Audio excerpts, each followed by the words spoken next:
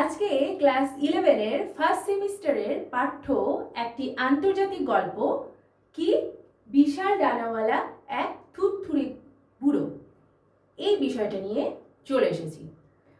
বিশাল ডানাওয়ালা এক থুরথুরে বুড়ো গল্পটি হলো একটি আন্তর্জাতিক গল্প, যা ক্লাস 11 এর ফার্স্ট সেমিস্টারে পাঠ্য রয়েছে।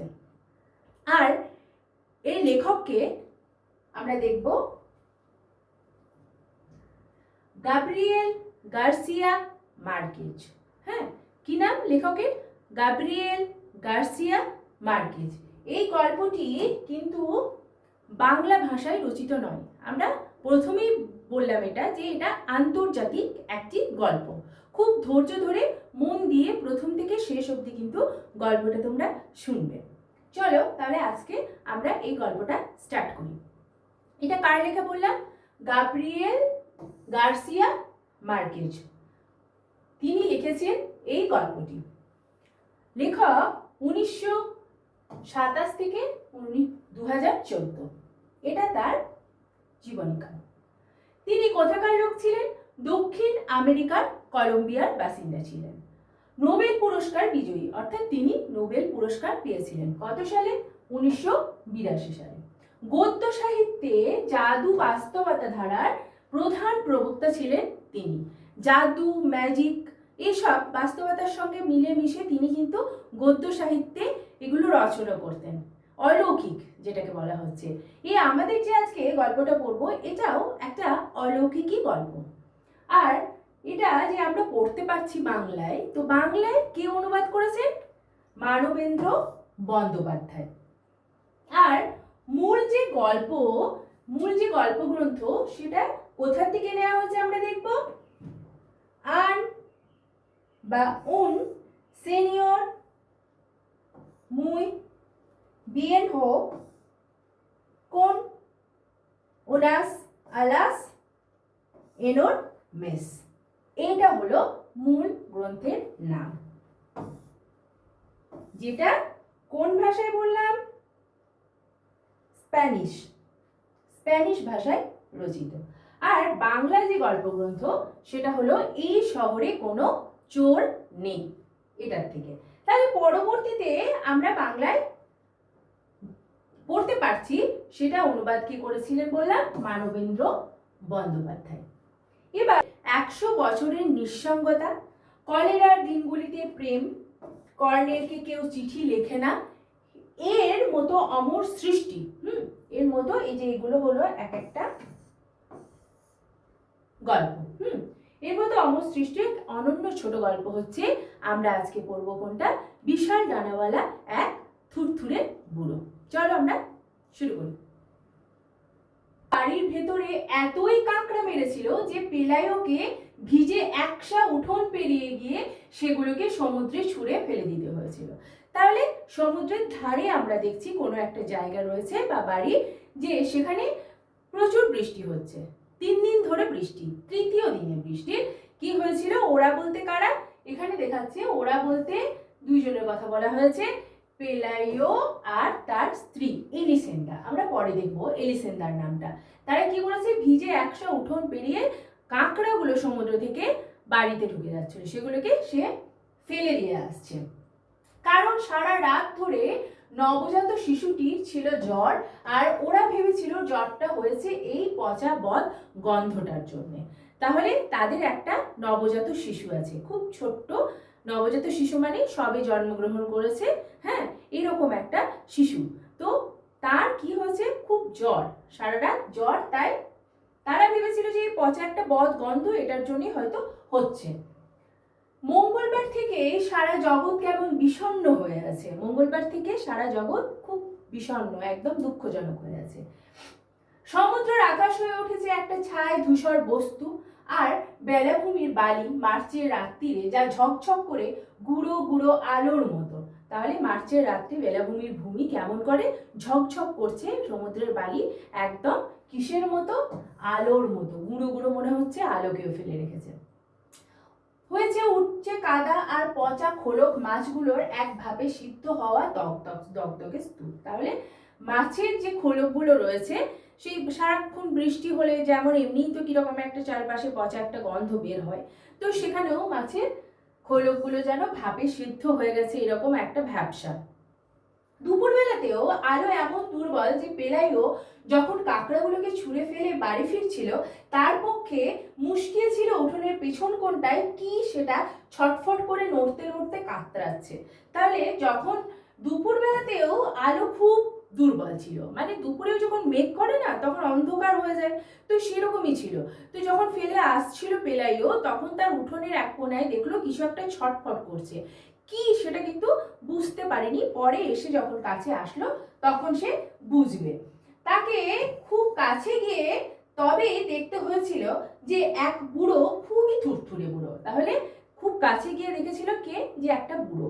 সেই শুধু বুড়ো না, খুব থুরথুরে বুড়ো, মানে বুড়ো তো বটেই, বয়স্ক, কিন্তু একবারে তার থেকেও মানে অনেকটা 90-100 বছর বয়স হয়ে গেলে যে থুরথুরে বুড়ো হয়ে যায়, ঠিক সেরকম কথা বলা হচ্ছে। বয়স আছে বুড়ো, কিন্তু একবারে থুরথুরে বুড়ো ছিল। কাদার মধ্যে মুখ গুজে উপর হয়ে শুয়ে আছে, আর তার প্রচন্ড সব চেষ্টা সত্ত্বেও কিছুতেই উঠতে পারছে না। তার বিশাল দুই ডানায় কেবলই বাধা পেয়ে যাচ্ছে। তাহলে কি হয়েছে, সে কাদার মধ্যে মুখ গুজে পড়েছিল আর কোনোভাবেই কিন্তু সে উঠতে পারছিল না। কেন, তার আবার দুটো ডানা ছিল, সেই ডানা দুটো বারবার করে তাকে বাধা দিচ্ছিল, উঠতে যাচ্ছিল আর বারবার করে বাধা দিচ্ছিল। পরে দেখবো তাহলে আমরা ডানাওয়ালা বুড়োকে একটা পেলাম। সেই দুঃস্বপ্ন দেখে আঁতকে উঠে পেলাইও ছুটে চলে গেল এলিসেন্দার কাছে। মানে সেটা একটা দুঃস্বপ্নের মতো কিন্তু সে আঁতকে উঠেছিল দেখে। আর সে কোথায় চলে গেল, তাড়াতাড়ি করে এলিসেন্দা মানে তার স্ত্রীর কাছে গেল, তাড়াতাড়ি করে তার বউ। সে যখন অসুস্থ বাচ্চাটির কপালে জলপট্টি দিচ্ছিল, তাহলে তার বাচ্চাটি আমরা দেখলাম অসুস্থ ছিল, জ্বর ছিল, তাই কপালে জলপট্টি দিচ্ছিল। আর পেলাইও তাকে ডেকে নিয়ে গেল উঠোনের পিছন কোণায়, সে যেখানে পুরোটা পড়েছিল। পড়ে থাকা শরীরটার দিকে তাকিয়ে তারা কেমন হতভম্ব হয়ে চুপচাপ দাঁড়িয়ে রইল। বুড়োর পরনে ন্যাকড়া কুড়ুনির পোশাক, তার টাক ভরা চকচকে মাথাটায় কয়েকটা মাত্র বিবর্ণ চুল রয়েছে। তাহলে বুড়োর এখানে, যে বুড়োটাকে আমরা দেখলাম তার কিন্তু এখানে পোশাক আশাক বর্ণনা দেয়া রয়েছে। তার শরীরটা কেমন, যে চুপচাপ সে দাঁড়িয়ে রইল তাকে দেখে, আর বুড়োর পরনে কি ন্যাকড়া কুড়ুনির পোশাক, একদম ছেঁড়া, গরিব ভিখারি যেমন ন্যাকড়া কুড়িয়ে বেড়ায় সেরকম টাইপের একটা ছেঁড়া কাটা পোশাক সে পরে আছে। আর তার মাথাটা কি টাক ভর্তি, মাথায় কোনো চুল ছিল না, দুই একটা চুল ছিল, সেটা আবার বিবর্ণ, কোনো রঙই ছিল না তার। ফোকলা মুখটায় খুবই কম দাগ, আর এককালে যদি বা তা কোনো জাঁকজমক থেকেও থাকতো, এখন এই ছোড়ো কাকের প্র প্র পিতামহের করুণ দশা যে জাঁকজমক একবারে উধাও করে দিয়েছে, তার অতিকায় শিকারী পাখির ডানা নোংরা অর্ধেকটায় পালক খসা আছে। কি দেখলাম, যে তার মাথায় চুল ছিল না, তারপরে তার দাঁতগুলোও পড়ে গেছে, ফোকলা দাঁত, দুই একটা হয়তো দাঁত ছিল। আবার কি বলেছে, যদিও বা তার এককালে জাঁকজমক ছিল কিন্তু এখন একদমই নেই। তার প্র প্র পিতামহ আছে, পিতামহ মানে হচ্ছে আমরা জানি দাদু, আর প্র পিতামহ মানে কি দাদুর বাবা, আবার প্র পিতামহ মানে হচ্ছে দাদুর দাদু, মানে একদম আমাদের যদি এরকম বলা হয় যে প্র প্র পিতামহ মানে একদম অনেক দূরের বংশ আর কি। যে দাদুর দাদু মানে অনেক পিছনের। তো উনি যে একবারে থুরথুরে পড়েছিলেন, তো একবারে তাকে একদমই প্রথমেই কল্পনা করা হচ্ছে সে প্র প্র পিতামহ বলে। আর কি ছিল, তার অধিকার শিকারী পাখির ডানা ছিল কেমন নোংরা, অর্ধেকটাই পালক খসা, তার ডানাটা ছিল নোংরার, একদমই পরিষ্কার ছিল না, আর বেশিরভাগ পালকগুলো খসে খসে পড়ে গেছিল। চিরকালের মতো কাদায় জট পাকিয়ে গিয়েছে। তাহলে কাদার মধ্যে পড়ে গিয়ে সে কাদার সাথে কি হয়েছে, তার পালকগুলো, তার পাখাগুলো একদম জট পাকিয়ে গেছে। ওরা তার দিকে এতক্ষণ ধরে খুব কাছে থেকে হাঁ করে তাকিয়েছিল। যে পেলায়ও এলিসেন্দা খানিক বাদেই তাদের প্রথম চমকটা জয় করে নিলে, বরং শেষটা একে বেশ চেনা চেনাই ঠেকলো। তাহলে প্রথমে কি দেখলো, দেখে বেশ তাদেরকে ভালোই লেগেছে।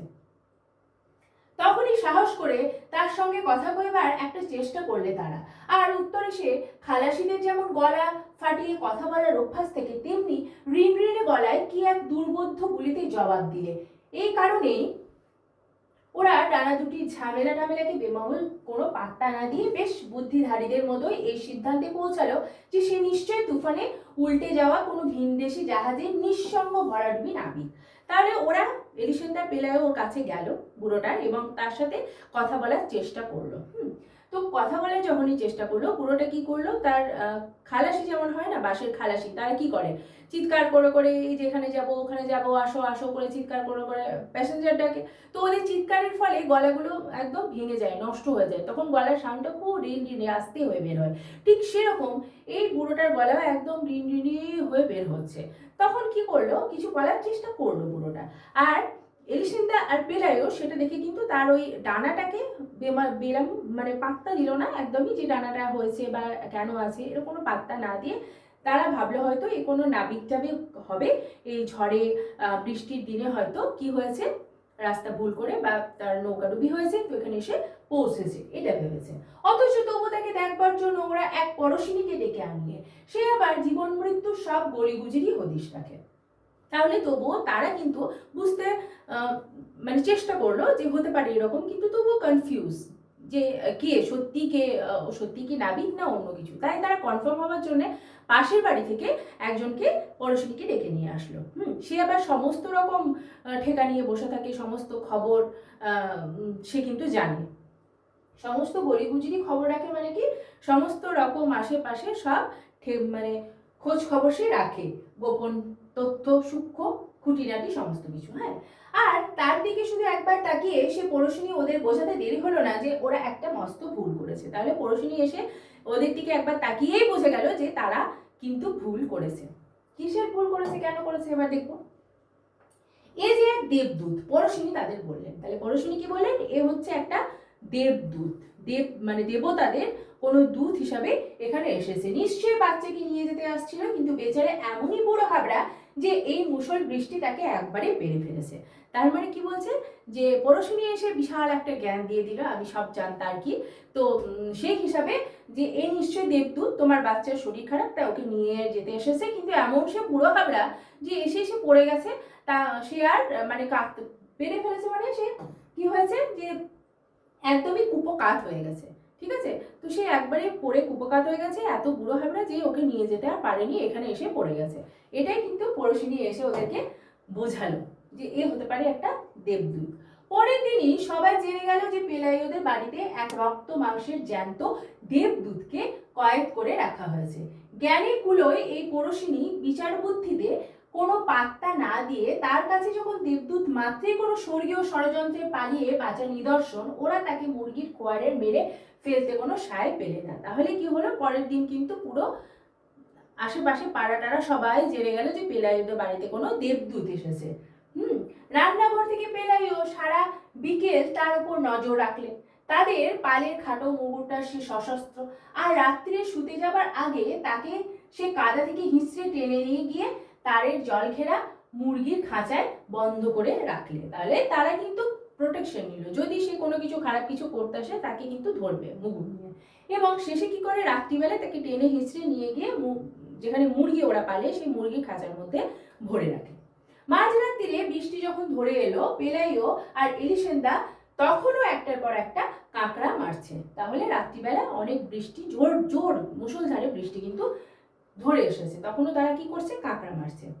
একটু বাদেই বাচ্চাটাও জেগে উঠলো মস্ত এক খাই নিয়ে, তার গায়ে আর জ্বর নেই। তাহলে বাচ্চাটা কি হলো, জেগে উঠলো, তার জ্বরটা ভালো হয়ে গেল, শরীর ঠিক হয়ে গেল, মস্ত এক খাই মানে খুব খিদে পেয়েছে আর কি।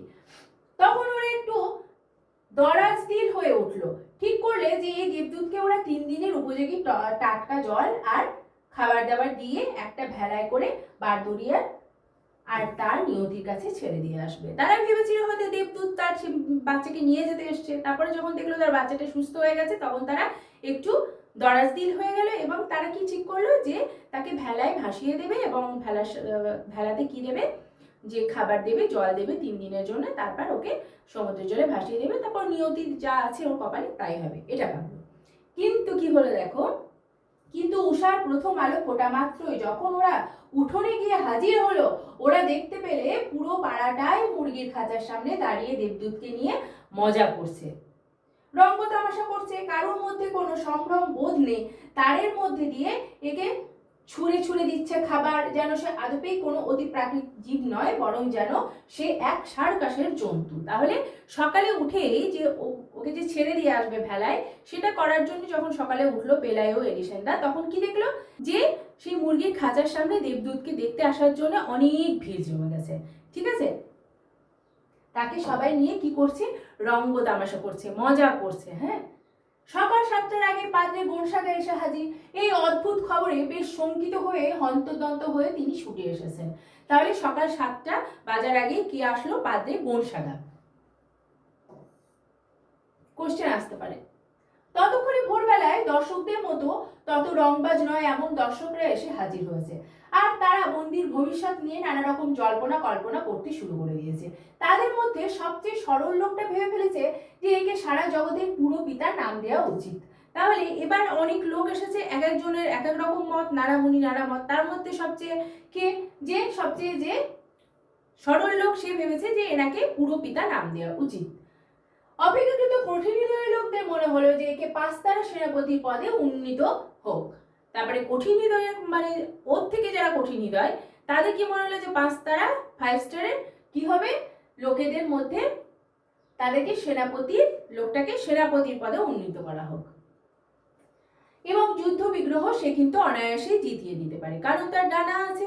সে দেবদূত কিছু কিছু দূরদর্শীর মনে হলো যে যদি পৃথিবীতে কোনো ডানাওয়ালা জাতির জন্ম দেওয়া যায়, তবে সে জাতি হবে জ্ঞানী গুণে সবার সেরা। তাহলে কি হলো, আবার অনেকে কি মনে করছে যে ওকে দিয়ে, ওই বুড়োকে দিয়ে কোনো ডানাওয়ালা জাতির নতুন করে জন্ম দেওয়া হবে। এক একজন এক এক রকমের কিন্তু ওকে নিয়ে রঙ্গ তামাশা ঠাট্টা এবং চিন্তা ভাবনা শুরু করে দিয়েছে। আর তারাই যখন বিশ্ব ব্রহ্মাণ্ডের দায়িত্ব নিয়ে নেবে, কিন্তু পাদ্রে গোনসাগা যাজক হবার আগে ছিল না একটা হাট্টা কাট্টা কাঠুরে। তারের বেড়ার পাশে দাঁড়িয়ে তিনি মুহূর্তে জেরা করবার জন্য প্রশ্ন উত্তর সব ভেবে নিলেন, আর ওদের বললেন দরজাটি যে শুয়ে আছে এক কোনায়, খোলা ডানাগুলো সে শুকোচ্ছে, রোদ্দুরে আছে। তারপর কি করলো, পাদ্রে গোনসাগা সে অনেক রকম কোশ্চেন গুলো রেডি করে নিল, ওকে করবে যে কি কি কোশ্চেন করবো সেটা কিন্তু এক মুহূর্তে রেডি করে নিয়েছে। চারপাশে ছড়িয়ে আছে ফলের খোসা আর ছোট হাজুরির উচ্ছিষ্ট। ভোর ভোর ওঠা যখন মুরগির খাঁচার মধ্যে ঢুকে পড়ে, তখন লাতিনে সুপ্রভাত জানালেন। তাহলে যখন উঠলো কে, বুড়োটা, তখন কি করলো গোনসাগা, তাকে লাতিন ভাষায় সুপ্রভাত জানালো।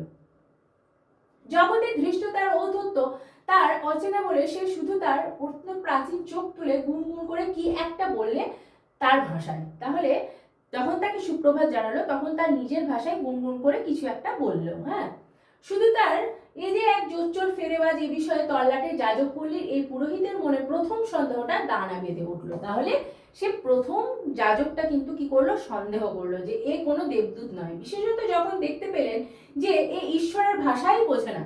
তাহলে এ কি ঈশ্বরের ভাষা বোঝে না, কিংবা জানেও না কি করে ঈশ্বরের উজির নজিরদের সম্ভাষণ করতে হয়। ঈশ্বরের উজির বা নজিরকে কাকে বলা হয়েছে, ও নিজেকে বলছে যাজক হিসাবে, যে ঈশ্বরের হিসাবে সে কিন্তু কি করেছে, তাকে সুপ্রভাত জানিয়েছে, কিন্তু তার ভাষায় জানে না। তারপর তিনি খেয়াল করে দেখলেন যে খুব কাছে থেকে নজর করলে তাকে বড্ড বেশি মানুষ দেখায়। তাহলে সে তাকে ঠিক করলো যে সে দেবদূত নয়, এবং তাকে খুব কাছ থেকে দেখলে মনে হয় তাকে খুব মানুষ দেখতে লাগছে। তার গা থেকে বেরোচ্ছে অসহ্য গন্ধ, তার ডানাগুলো পেছন দিকে গজিয়েছে নানা রকম পরকৃত, আর তার প্রধান পালকগুলোর সঙ্গে দুর্ব্যবহার করেছে পার্থিব সব হাওয়া।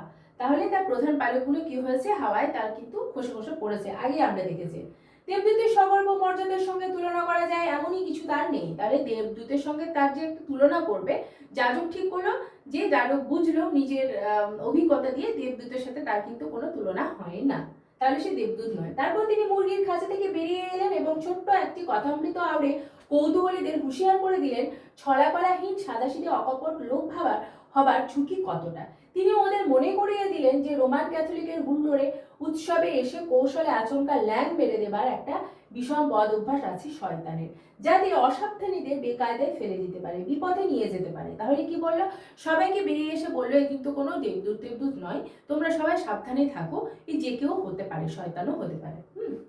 তিনি যুক্তি দিয়ে বোঝালেন যে যে কোনো ডানা যদি কোনো বাজ পাখি আর উড়োজাহাজের তফাৎ নির্ধারণ করে দেবার কোনো আবশ্যিক উপাদান না হয়, তবে দেবদূতের শনাক্ত করবার বেলায় ডানার গুরুত্ব তো আরোই কম। তাহলে ডানা আছে বলেই যে সে দেবদূত হবে এরকম কোনো কথা নয়। তাহলে সে জাহাজের সাথে আবার বাজ পাখিরও অনেক রকম তুলনা করে প্রমাণ দিয়ে সবাইকে কিন্তু বোঝাতে লাগলেন। তৎসত্ত্বেও তিনি কথা দিলেন যে তিনি তার বিশপকে একটি চিঠি দেবেন, যাতে বিশপ তার পল্লীর আর্চ বিশপকে লিখতে পারেন, আর তিনি তারপর লিখতে পারেন সর্বোচ্চ মহান্তকে, যাতে উচ্চতম আদালত থেকে সর্বাধিনায়কের চূড়ান্ত রায়টি পাওয়া যায়। তাহলে তিনি আবার কি কথা দিলেন যে তিনি বিশপকে চিঠি দেবেন, বিশপ আর্চ বিশপকে, তারপর সর্বোচ্চ আদালতে যিনি প্রধান তিনি ডিসাইড করবেন যে রায় দেবেন, তারপরে ওনার কি হবে বা উনি কে সেটা কিন্তু আমরা ডিসাইড করব। এই বলে তিনি কিন্তু তার বক্তব্য শেষ করলেন।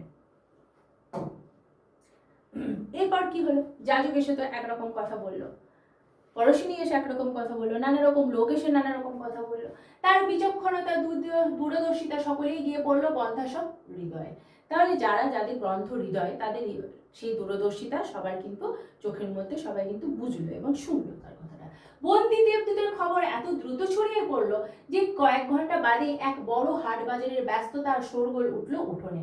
আর ভিড়কে সরিয়ে দেওয়ার জন্য ডাকতে হলো সেনাবাহিনীকে, নইলে বাড়িটা তারা প্রায় ধসিয়ে দিচ্ছিল। তাহলে দেবদূতের খবর পৌঁছে গেল এত জায়গায়, এত দ্রুত, এত তাড়াতাড়ি সব জায়গায় পৌঁছে গেল, তো লোকজন সবাই চলে আসলো সেই দেবদূতকে দেখতে।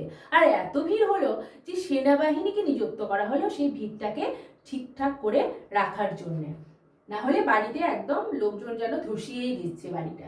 এই হাট বাজারের এত জঞ্জাল ঝাড় দিয়ে এলিসেন্দার শির দ্বারা যেন দুমড়ে গিয়েছে। শেষটা তারা মাথা খাটিয়ে গেল, আরে উঠোনের চারপাশে বেড়া দিয়ে সকলের কাছ থেকে তো দর্শনী বাবদ 5 সেন্ট করে চাওয়া যায়। তাহলে এত লোকজন আসছে, এত নোংরা করছে, তো সেখানে ঝাড় দিয়ে এলিসেন্দার স্বাভাবিক ব্যাপার, কোমরের অবস্থা খুব খারাপ। তখন তারা কি ঠিক করলো এবং মাথায় একটা বুদ্ধি খেলে গেল যে যদি এটাকে পুরোটা বেড়া দিয়ে ঘিরে দিই এবং সবার কাছ থেকে যদি চাঁদা মানে দেখা, যেমন পার্কে গেলে বা অন্য কোনো জাদুঘরে গেলে যেমন একটা করে টিকিট কাটে, সেরকম যদি টিকিট বাবদ 5 সেন্ট করে রাখি তাহলে তো বেশ ভালোই হয়। এভাবে তারা বুদ্ধি শান্ত এবং সেটা কাজ তারা কিন্তু শুরু করে দিল। কৌতূহলীরা এলো দূর দূরান্ত থেকে, এক ভ্রাম্যমান সার্কাস দলও এসে পৌঁছালো, যার ছিল এক উড়ন্ত দড়াবাজিকর। সে ভিড়ের উপর বার কয় ভোঁ ভোঁ করলে, কিন্তু কেউ তার দিকে কোনো পাত্তাই দিলে না, কারণ তার ডানাগুলো মোটেই কোনো দেবদূতের মতো না, বরং সেগুলোকে দেখাচ্ছিল কোনো নক্ষত্র বাদুড়ের মতো। তাহলে যারা যারা কৌতূহলী, কিউরিয়াসিটি ছিল, সবাই আসলো দূর দূর থেকে।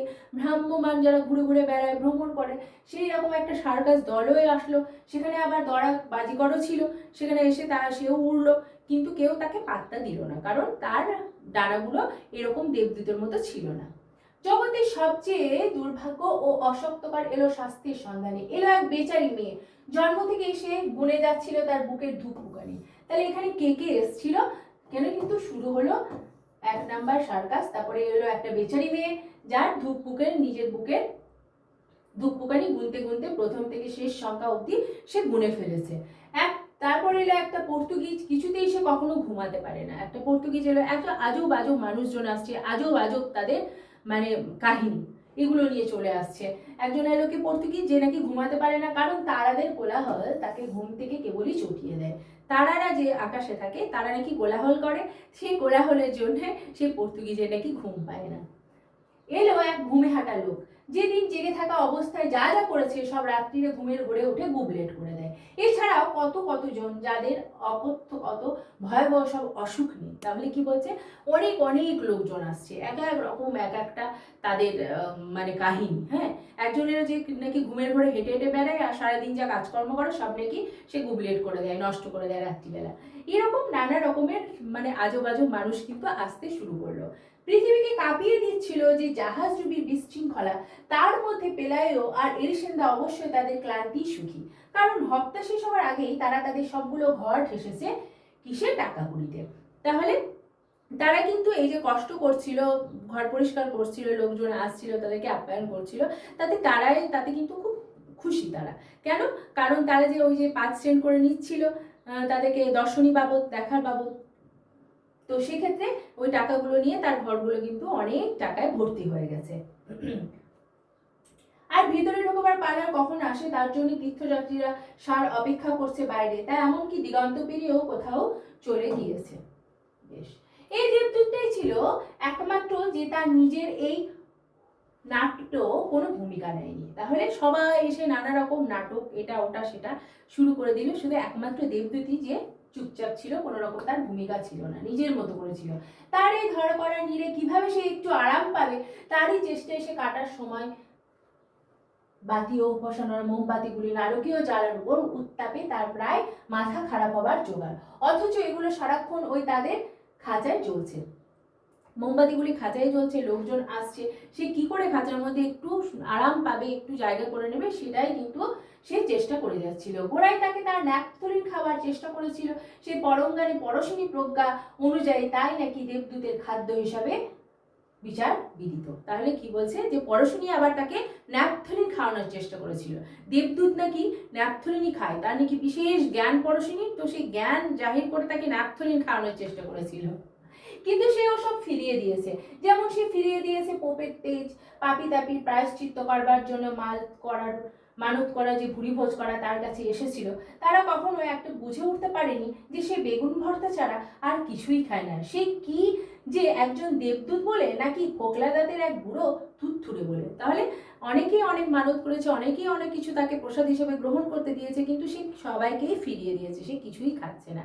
সে শুধুমাত্র কি খায়? শুধুমাত্র খায় বেগুন ভর্তা। কারণ সে কি শুধু দেবদূত বলে বেগুন ভর্তা খায়, নাকি তার কোনো দাঁত নেই, ফোকলা দাঁত বলে চিবিয়ে খেতে পারে না বলে বেগুন ভর্তাটা খায়? সেটা কিন্তু বোঝা কেউই বুঝতে পারেনি। তারা নিজের মত প্রকাশ করে যা খুশি তাই কিন্তু তাকে নিবেদন করছে। তবে একমাত্র অতিপ্রাকৃত শক্তি বলে মনে হলো তার ধৈর্য।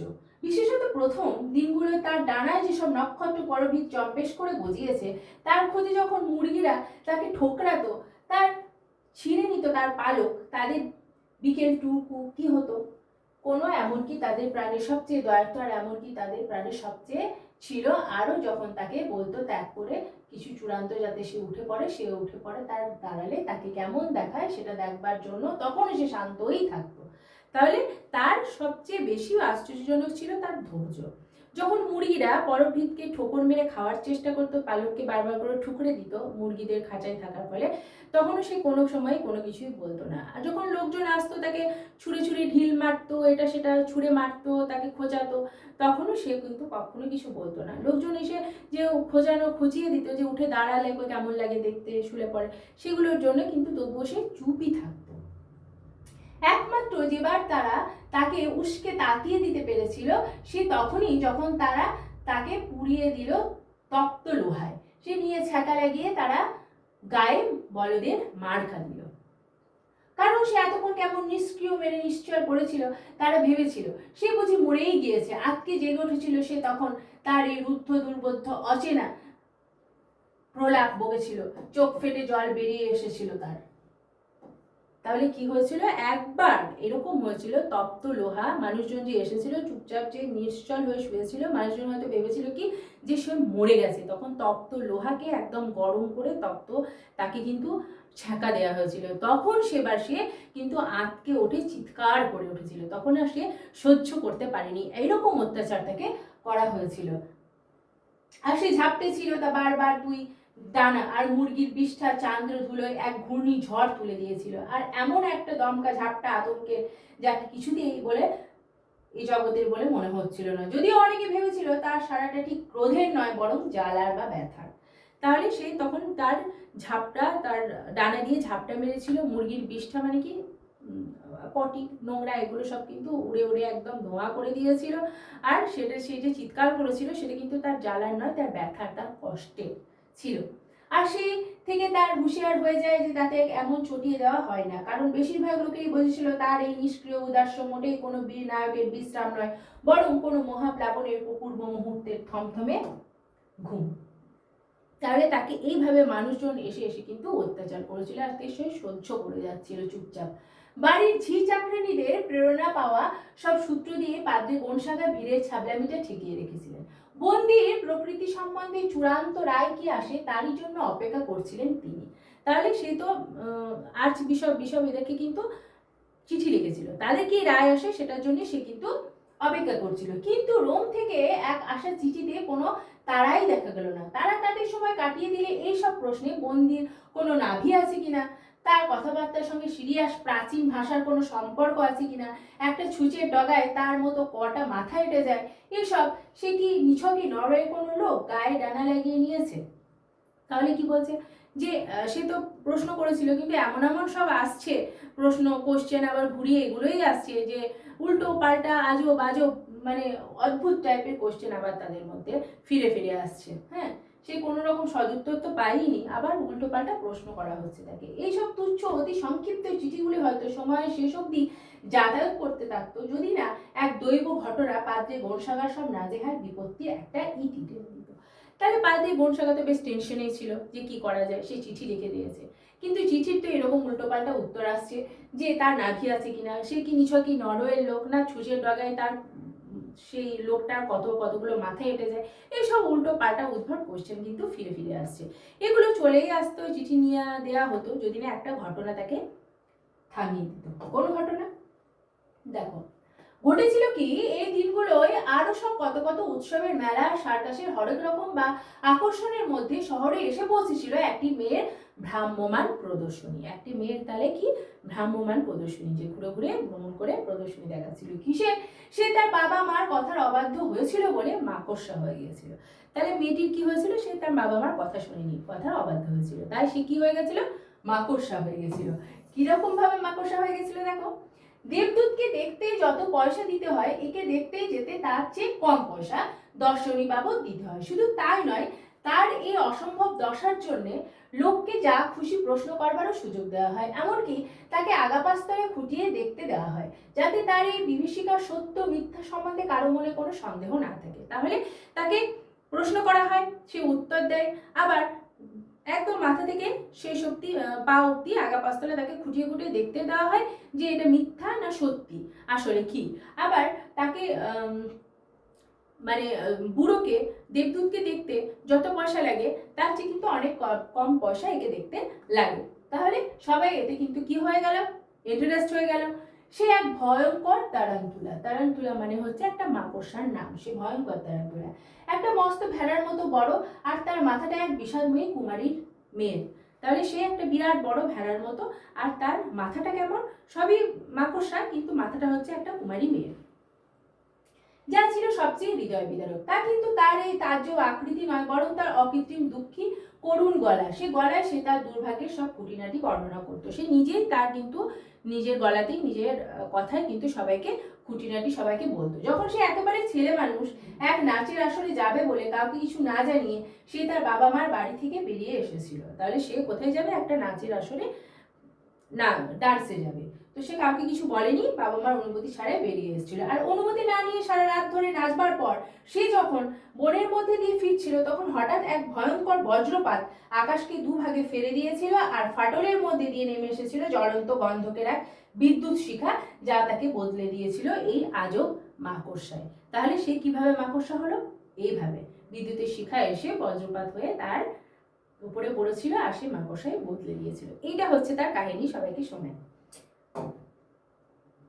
যাদের প্রাণী দয়া দাক্ষিণ্য আছে তারা সব মাংসের বড়া তাকে ছুঁড়ে টুড়ে দেয়। যাদের প্রাণী একটু দয়া টয়া আছে, সে খেয়ে সে কিন্তু তাকে একদিন বাঁচিয়ে রেখেছে।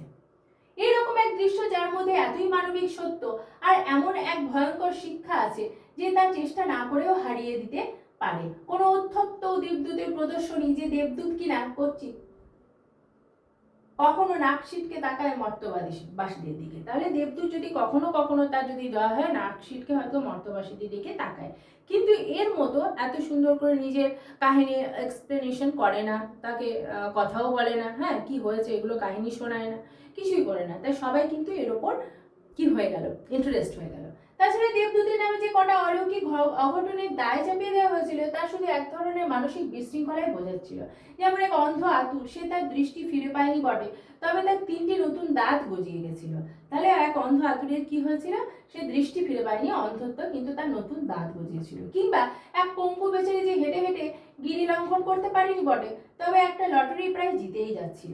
কিংবা এক কুষ্ঠরোগী যার ঘাগুলো থেকে গজিয়েছিল কি? সূর্যমুখী। কি আজব আজব কথাবার্তা! সূর্যমুখী ফুল গজিয়েছিল। কোন সান্ত্বনা পুরস্কারের মতো এসব অলৌকিক কাণ্ড আসলে প্রায় বিষাদিশ, সব মস্করা বা কৌতুকের মতোই। আর এসবের ফলে দেবদূতের মান সম্ভ্রম খ্যাতি ধুলোয় লুটিয়ে পড়েছিল।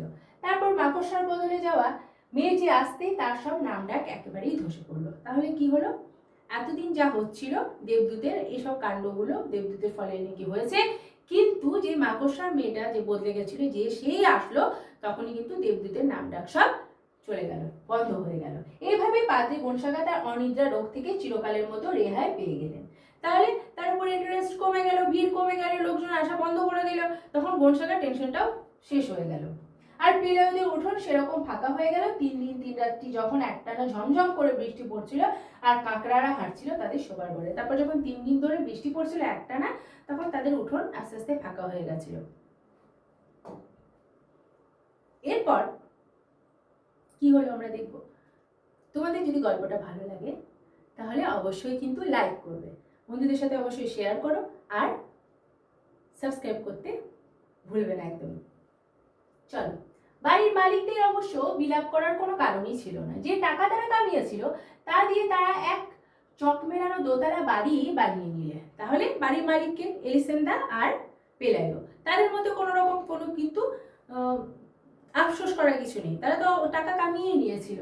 তারা দোতলা বাড়িও বানিয়ে ফেলেছে। সে বাড়ি ছিল অলিন্দ আর বাগান আর উঁচু তরের জল, শীতের সময় তাকে কাঁকড়া আর ভেতরে ঢুকতে না পারে। আর জানালায় ছিল লোহার গড়াক, যাতে কোনো পথারে দেবদূত চোখে পড়তে না পারে আচমকা।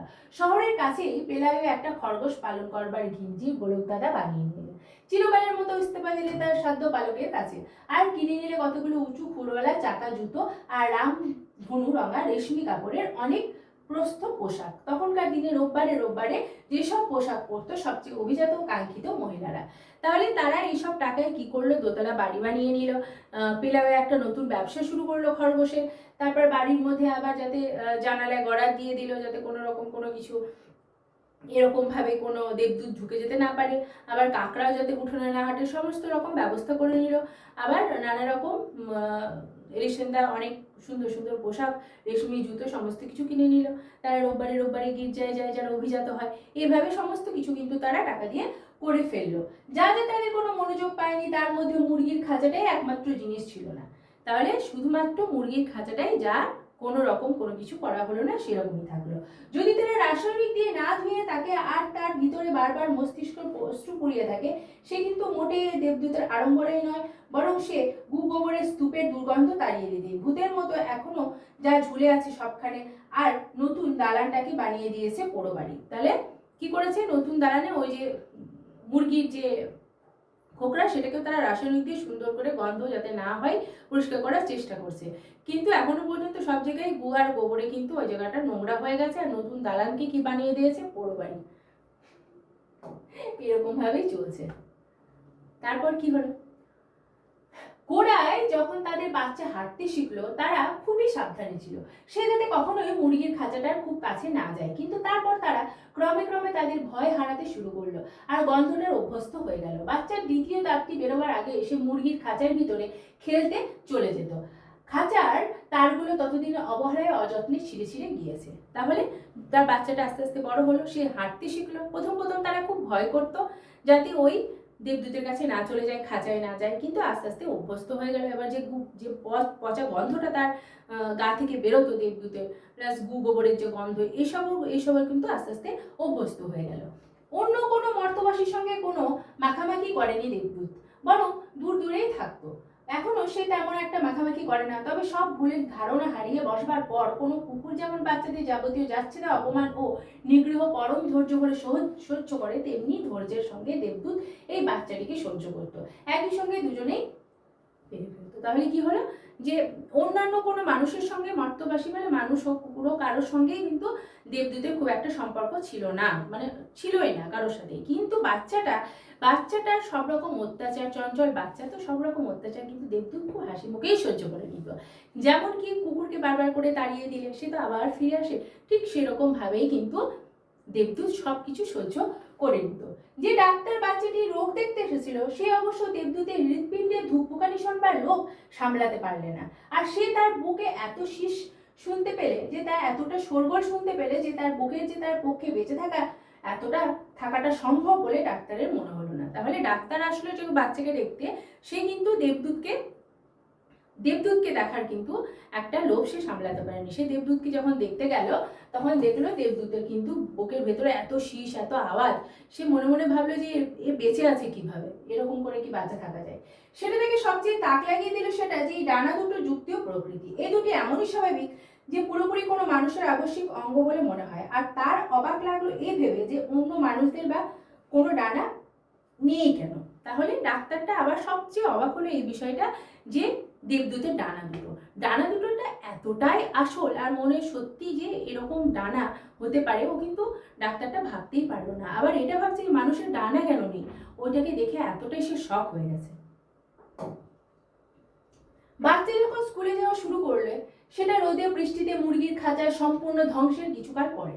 দেবদূত এখন সেখানে সেখানে ঘুরে বেড়ায়, পথ হারা দিক ভোলা কোনো মুমূর্ষের মতো। ওরা তাকে ঝাঁটা মেলে বের করে দেয় শোবার ঘর থেকে, কিন্তু পরক্ষণেই তাকে দেখা যায় রান্নাঘরে। একই সঙ্গে তাকে এত বিভিন্ন জায়গায় দেখা যায় বলে মনে হয় তারা অবাক হয়ে ভাবে এর আবার আরো কতগুলো সংস্করণ হয়ে গেল নাকি। সে কি নিজেকেই তৈরি করছে বাড়ির সকলের কোনায় ঘামচিতে? তাহলে কি বলছে, এরপর বাচ্চাটা বড় হয়ে গেল, স্কুলও যেতে শুরু করলো। এতটা সময় কেটে গেল, দেবদূত কিন্তু এলিসেন্দ্রাদের বাড়িতেই রয়েছে এবং সে কখনো রান্নাঘরে ঢুকে যায়, কখনো শোবার ঘরে ঢুকে যায়, তাকে আবার তাড়িয়ে দেওয়া হয়। সে পরক্ষণেই আবার অন্য ঘরে দেখা যায়, এখানে বারান্দায় দেখা যায়। তখন মনে হয় তার যেন অনেকগুলো সংস্করণ হয়ে গেছে, যে ও তো উঠতে পারে যখন তখন যেখানে সেখানে যেতে পারে। আর বিপর্যস্ত বিরক্তি এলিসেন্দ্রা ডুকরে গলা ছেড়ে চেঁচিয়ে মেচিয়ে বলতে লাগলো দেবদূতে থই থই করা নরকে বাস করা কি জঘন্য কাণ্ড। মানে পুরো ঘর যেন দেবদূতে থই থই করছে, এলিসেন্দ্রা পাগলের মতো হয়ে যাচ্ছে আর কি। দেবদূত যখন খেতেই পারে না কিছু, তার প্রত্নপ্রাচীন চোখও এত এত ঘোলাটে হয়ে গেছে যে সবসময় জিনিসপত্রের ধাক্কা খায়। তার শেষে পালকগুলো নিছক সূক্ষ্ম জালের মতো দাঁড়গুলোই এখন আছে তার। পেলাইও একটা কম্বল ছুঁড়ে দেয় তার উপর, তাকে করুণা করে একটা আটচালার নিচে শুতে দেয়। তাহলে কি হলো, আস্তে আস্তে দেবদূত কিন্তু খুব রুগ্ন হয়ে গেছে, একবার মানে আস্তে আস্তে চলতেই পারছে না, খেতে পারছে না, ঠিক আছে, চোখ ঘোলাটে হয়ে যাচ্ছে। এলিসেন্দ্রা তাকে দয়া করে কম্বল ছুঁড়ে দিয়ে আটচালায় থাকতে দিয়েছে, হ্যাঁ এরকম হচ্ছে। আর তার পালকগুলো খসে একদম কাঠ হয়ে গেছে। আর শুধু তখনই তারা আবিষ্কার করলে যে রোজ রাত্রিরে তার জ্বর আসে। কার? দেবদূতের রাত্রে জ্বর আসে। আর কোনো পুরো নরওয়েবাসীর জীব জড়ানো ভাষায় সে বিকারের ঘোরে প্রলাপ বকে। তাহলে নরওয়ে ভাষায় সেই যেন মনে হয় বিকারের ঘোরে, জ্বরের ঘোরে একদম বিকার হয়ে গিয়ে যেন প্রলাপ বকছে, মানে ভুলভাল বকছে। সে কয়েকবার তারা ভীষণ ভয় পেয়ে গেছিল। সে তারা একটা কারণ তার ধরেই নিয়েছিল যে বুঝি মরতে বসেছে। আর তাদের জ্ঞানীগুণী পড়শিনী অবধি তাদের বলতে পারলে না কোনো মরা দেবদূতকে নিয়ে তারা কি করবে। তারপরে তারা একটা সময় খুব ভয় পেয়ে গেল। তারা ভাবলে এবার বুঝি হয়তো দেবদূত মরেই যাবে। তখন সেই পড়শিনীর কাছে গিয়ে, পড়শিনীও কিন্তু কিছু বলতে পারলো না, যদি দেবদূত মরে যায় তাকে নিয়ে তারা কি করবে। এটা কিন্তু একবার ভয় পেয়ে গেল, মানে দেবদূতের অবস্থা দেখে খুবই খারাপ অবস্থা হয়ে গেছে। অথচ তবু সে তার সবচেয়ে জঘন্য শীতকালটাই টিকে গেল। শুধু তাই নয়, প্রথম রোদ্দুরে ভরা দিনগুলো আসতেই মনে হলো সে ক্রমেই সেরে উঠছে। তবে সেই ভীষণ শীতকালটা কিন্তু সে কাটিয়ে ফেললো, এবং শুধু কাটিয়ে ফেললো তাই নয়, আস্তে আস্তে মনে যেন সে সেরে উঠছে। উঠোনের সবচেয়ে দূর কোণায় সে কয়েকদিন নিশ্চল পড়ে থাকে, যেখানে কেউই তাকে দেখতে পায় না। আর ডিসেম্বরের গোড়ায় তার ডানায় মস্ত কতগুলো আড়ষ্ট ধরা পালক গজিয়ে ওঠে। কোনো কাকতাড়ুয়ার পালক যেন সেগুলো।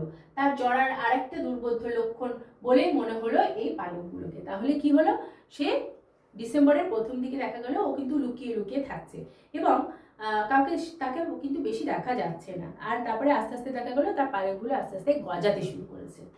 কিন্তু সে নিজে নিশ্চয় জানতে পেরেছিল এসব বদলের আসল কারণ, কেননা কেউ যাতে না দেখতে পায় এ বিষয়ে সে খুবই সজাগ ছিল, সে খুবই সাবধান ছিল, কেউ যাতে শুনতে না পায় আকাশ ভরা ঝিকমিকি তারার তলায় সে যখন সিন্ধুরোলের গান গুনগুন করে। তাহলে সে যখন সিন্ধুরোলের গান গুনগুন করে যাতে কেউ শুনতে না পায়, সে জানতো এরকম কেন হচ্ছে, অবশ্যই জানতো, ও অবশ্যই বুঝতে পেরেছিল যে এরকম কি কেন হচ্ছে। তার মনে কিন্তু বেশ আনন্দই হয়েছিল, তাই সে লুকিয়ে লুকিয়ে থাকতো, কেউ যাতে বুঝতে না পারে, কেউ যাতে দেখতে না পারে, কেউ যাতে জানতে না পারে, খুব সাবধানে থাকতো এবং সে মনের আনন্দে সিন্ধুরোলের গান গুনগুন করতো। একদিন সকালে এলিসেন্দা যখন পেঁয়াজকলির গুচ্ছ কাটছে, তখন আচমকা মনে হলো হঠাৎ যেন দূর বার দৌড়িয়ে এক ঝলক হাওয়া এসে ঢুকছে রান্নাঘরে। সে রান্নাঘরে বসে বসে কি কাটছে, পেঁয়াজকলি। তখন দূর থেকে জানলা থেকে হাওয়া আসলো, তার ঘরে লাগলো। তখন সে জানালায় গিয়ে দেখতে পেলে দেবদূতই প্রথম তার ডানা ছড়িয়ে ওড়বার চেষ্টা করছে। কিসের হাওয়া? দেবদূত তার ডানাটাকে ছড়িয়ে ওড়ার চেষ্টা করছে প্রথমবার এতদিন পর। কিন্তু এমনই অগোছালো অনভ্যস্ত তার এই অপচেষ্টা যে তার নখগুলো সবজি গাছের মধ্যে, সবজি বাগানের মধ্যে গভীরভাবে খাঁজ কেটে দিচ্ছে। আর সে হয়তো তার জবুথুবু উল্টো পাল্টা ডানা ঝাপটা নিতে আটচালাও ধসিয়ে দিত, বিশেষত বারে বারে সে যেরকম ভড়কে যাচ্ছিল। তাহলে সে বারবার করে চেষ্টা করছিল, কিন্তু সবজি বাগানে বারবার করে নখগুলো ছেঁড়া কাটছিল আর বারবার হড়কে পড়ে যাচ্ছিল। সে আটচালাটাও ধসে যেত, সে এমনভাবে ঘুরে ঘুরে পড়ে যাচ্ছে হড়কে, মনে হচ্ছে যে না আটচালাটাও ধসে যাবে। কিছুতেই আটো করে চেপে ধরতে পারছিল না হাওয়া, সে হাওয়াটা কিছুতেই তার ডানার মধ্যে চেপে ধরে পারছিল না, আটো করে মানে শক্ত করে। হ্যাঁ, তবুও অবশ্য কেমন নড়বড়ে ভাবে সে একটু উঠতে পারলো ওপরে, সে নড়বড়ে ভাবেই আস্তে আস্তে কিন্তু একটু উঠতে পারলো। এলিসেন্দা একটা স্বস্তির নিঃশ্বাস ফেললেন, নিজের জন্য স্বস্তি আর দেবদূতের জন্যও স্বস্তি। তাহলে এতদিন যে দেবদূত ছিল, স্বস্তির নিঃশ্বাস কি কেন হলো ফেলছে এলিসেন্দা? নিজের জন্য স্বস্তি যে এই তাকে খামকে এসে পড়লো, কিভাবে হঠাৎ উঠকো, হ্যাঁ, তো তারও একটা দেখাশোনার ব্যাপার। সে উটকো ঝামেলা, সে মরে গেলে তার অসুখ করছে, এই যাচ্ছে ওই যাচ্ছে, এটাকে দেখতে হচ্ছে, সেটা বিরক্তিকর। তো সেখান থেকে সে মুক্তি পেয়ে যাবে। আবার একটা টেনশনও ভয়ও কাজ করে। আবার সেও আস্তে আস্তে ঠিক হয়ে গেল দেবদূত, সেও উঠতে পারছে, তারও একটা স্বস্তি ওর জন্যও।